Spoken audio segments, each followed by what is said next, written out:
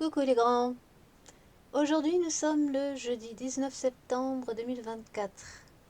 Alors je me suis intéressée un peu plus près à la Polaque. Hein, on va appeler ça comme ça, la Polaque, les Polaques. Ça fera plus discret et puis plus court aussi. Alors voilà, je voulais tout simplement avoir quelques confirmations ou infirmations de ce que je ressentais depuis quelques mois et qui me turlupine quand même. Donc je voulais donc demander aux cartes ce qu'étaient les risques encourus par la Polaque vis-à-vis de la Różki. Qu'est-ce qui risque de se produire sur le territoire des Polaques vis-à-vis de la Różki? Soit quelque chose de fâcheux, soit rien du tout. Donc j'ai utilisé 3 jeux différents.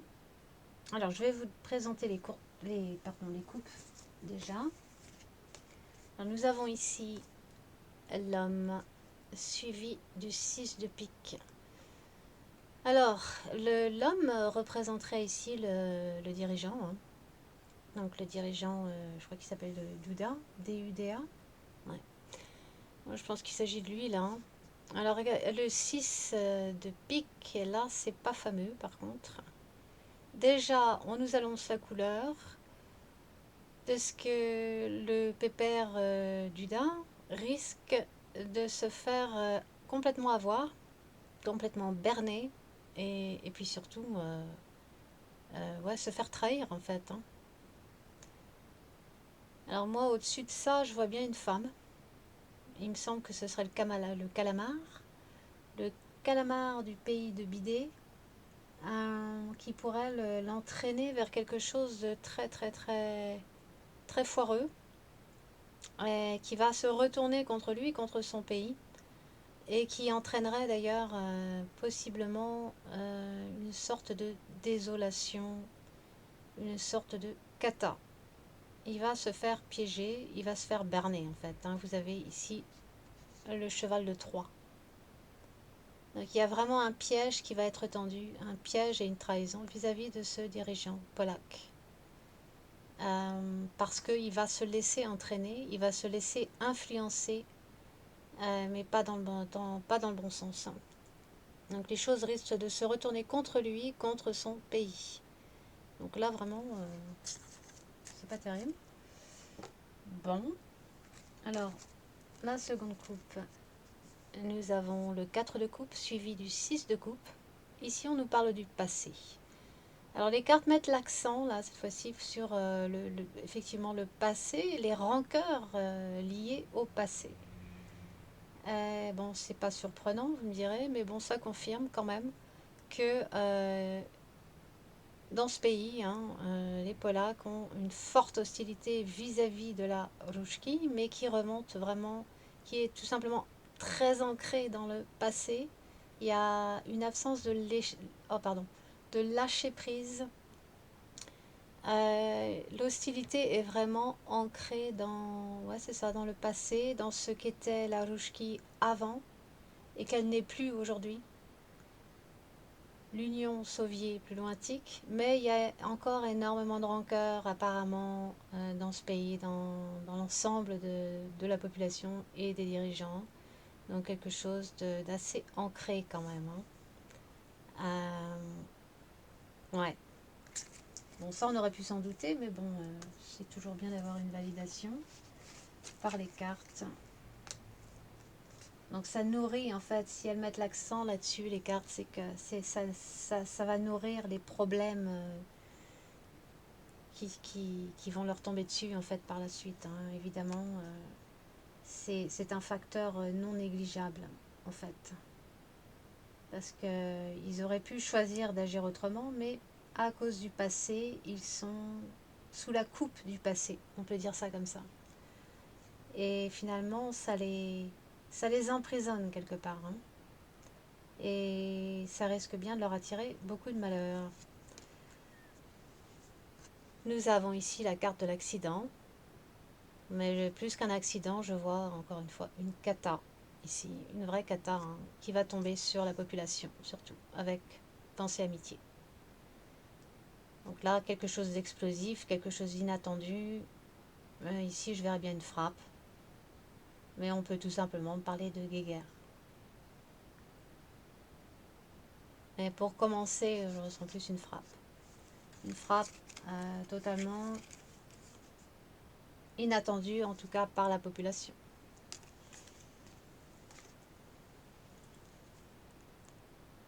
Alors là, j'ai fait les coupes. Nous allons commencer par là. Alors, nous avons l'élévation suivie de l'argent. Alors là, une augmentation des capitaux. On amasse, on amasse, on amasse le fric. En face, vous avez la nativité avec les épées. Alors, là, je pense qu'ils renforcent leurs effectifs, hein, donc d'où de plus en plus d'accords financiers. D'ailleurs, vous l'avez là aussi, avec les poissons et les accords. Donc vraiment des accords financiers qui visent à renforcer l'armement, la production d'armement, l'envoi d'armement. Mais attention, parce qu'avec la nativité, bon, ça peut être des nouvelles armes aussi, hein, mais on me parle surtout ici d'un nouveau front, hein, d'un nouveau front militaire, hein, qui va s'ouvrir prochainement. Hein. Donc ça, je le ressentais. Et puis, c'est vrai qu'on pouvait s'en douter, mais là encore, ça confirme.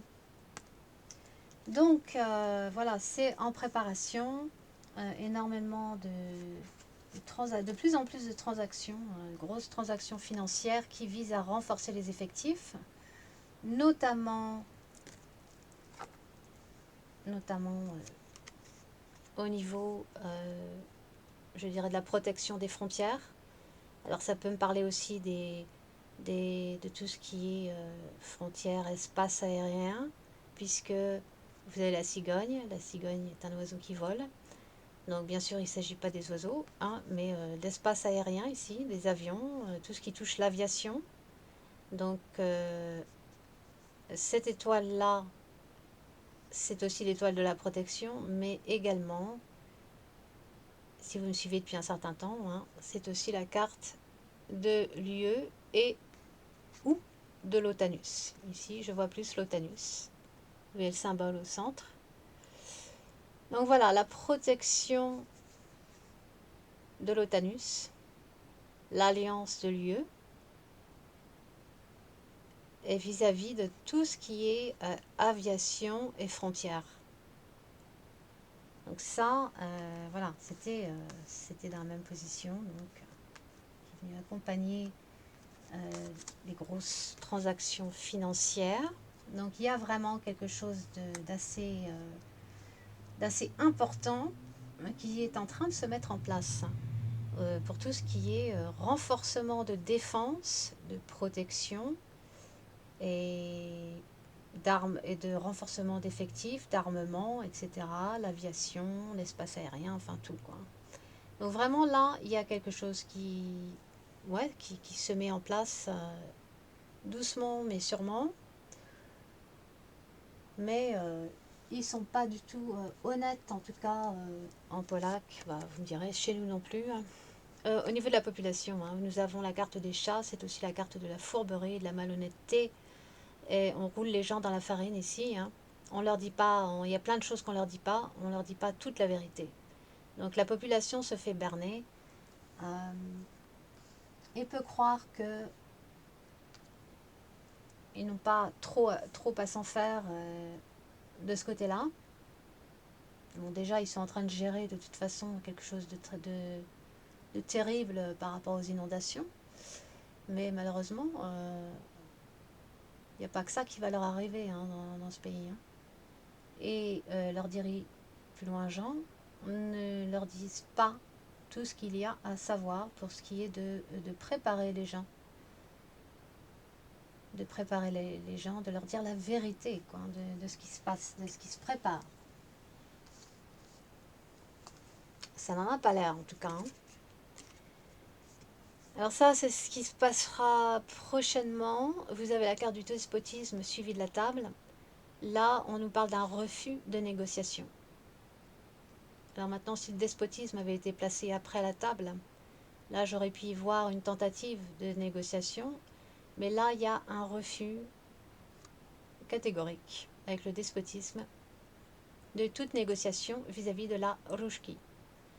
Pour tout ce qui est d'accéder aux demandes, de satisfaire les demandes à venir de l'ours, ce sera refusé. Il n'y aura pas de négociation en ce qui concerne les Polacs.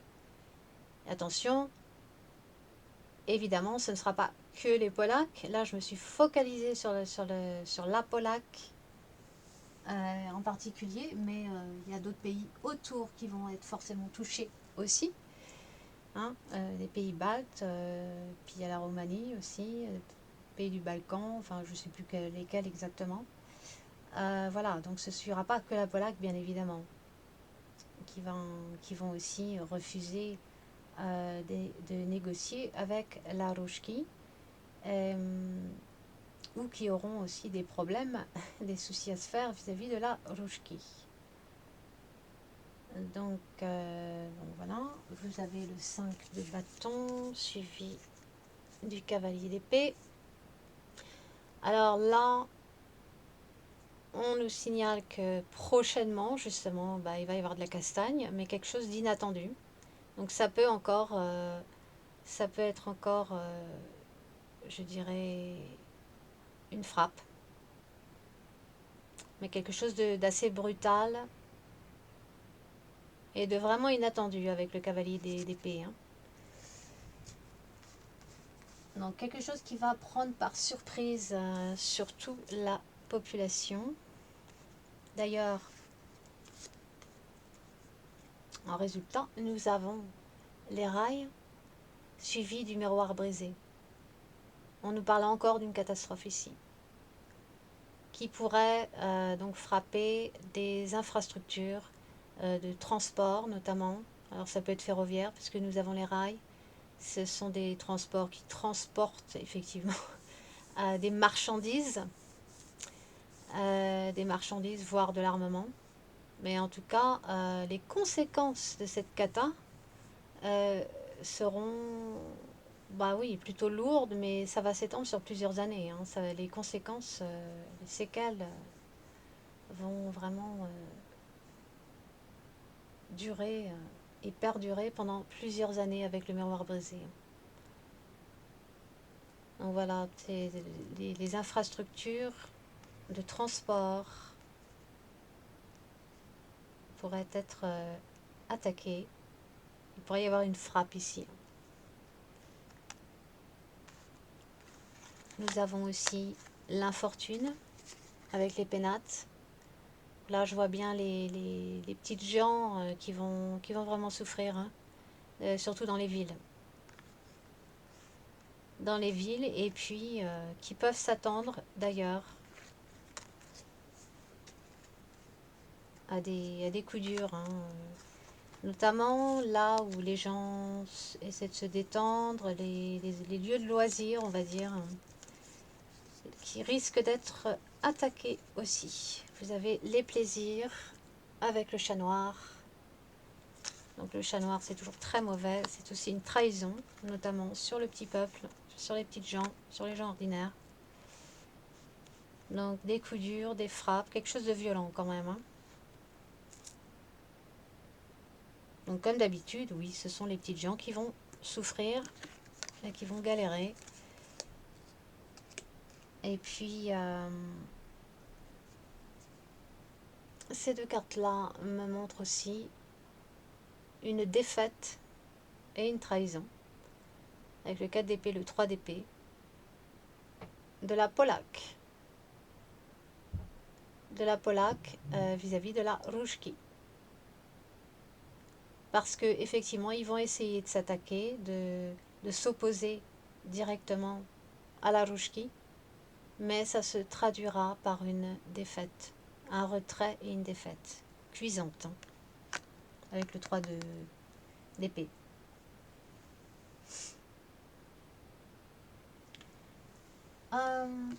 ça c'est un petit peu plus tard. On voit ici un embrasement. Le feu, la croix. Un embrasement donc en ce qui concerne la Roushki, qui provoquera un blocage de l'économie avec l'ours et le cercueil. Attention, avec l'ours et le cercueil, moi je vois aussi la fin d'un dirigeant. Alors ça peut être une fin politique comme ça peut être une mort, mais je pense que ce sera un décès. Ce sera le décès d'un dirigeant important dans le coin. Je ne vous dis pas que ce serait le dirigeant nécessairement, le dirigeant polac. Ça peut l'être, mais ça peut être quelqu'un d'autre. Ça va vraiment déstabiliser le pays et notamment le GOUV. Forte déstabilisation avec le cercueil, l'encre, la tour. Donc je vois bien un embrasement, mais aussi la fin d'un conflit. Alors cette fin de conflit, par contre, je la verrai plus au niveau de l'Ukrainette.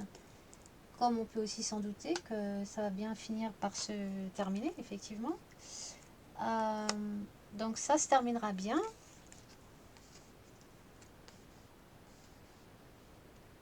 Après un embrasement. Mais la Polaque fera tout pour, évidemment, bloquer la Roushki dans ses objectifs et déstabiliser le GOUV Roushki aussi. Ouais, j'espère que c'est pas Popout qui meurt.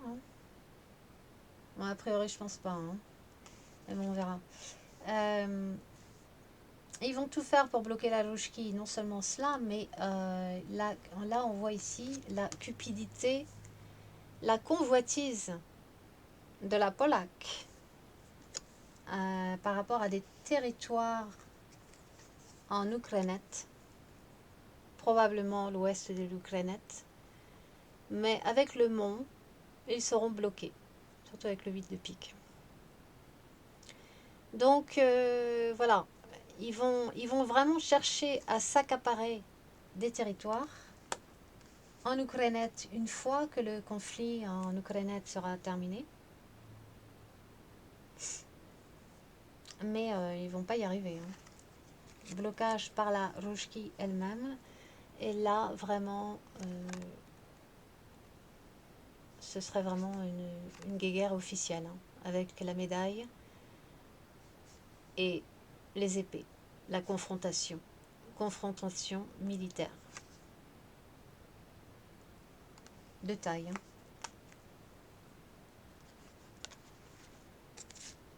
Donc c'est pour ça que je vous disais que si les Polacques se frottent à la Roushki, et c'est ce qu'elle va faire normalement, ce sera un échec cuisant pour elle.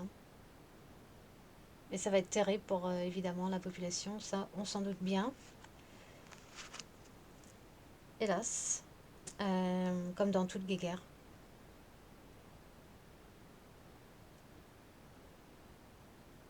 Donc voilà, là, ce que je vous ai mis là, c'est une extension de ce que j'ai vu en bas, en résultat. Des détails en plus. Donc voilà, c'est pas terrible. Mais je pense qu'ils s'en foutent. Ils s'en foutent, mais en même temps, ils s'en foutent. Voilà, ils s'en fichent parce que c'est pas eux qui vont trinquer directement, mais les gens ordinaires.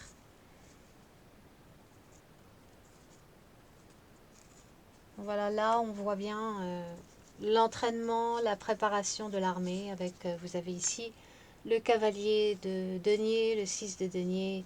Là, je vois l'armée avec l'as de bâton, donc le projet militaire avec le 7 de bâton. Ils s'entraînent fort. Avec le 7 de denier, ils seront bientôt prêts pour lancer l'as d'épée, c'est-à-dire une guéguerre, une confrontation. Quelque chose de brutal, de très brutal. Le problème, c'est que si vraiment ils font ça, eh ben les pauvres soldats polacs, c'est fini pour eux.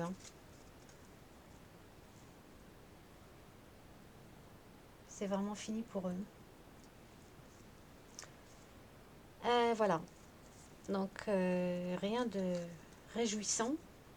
C'est juste une confirmation donc, de ce qui s'en vient du côté de la Polaque et dans ses alentours, pour tous ceux qui oseront, qui seront assez fous pour s'attaquer à la Rouchki.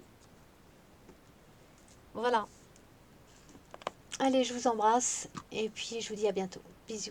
Ciao.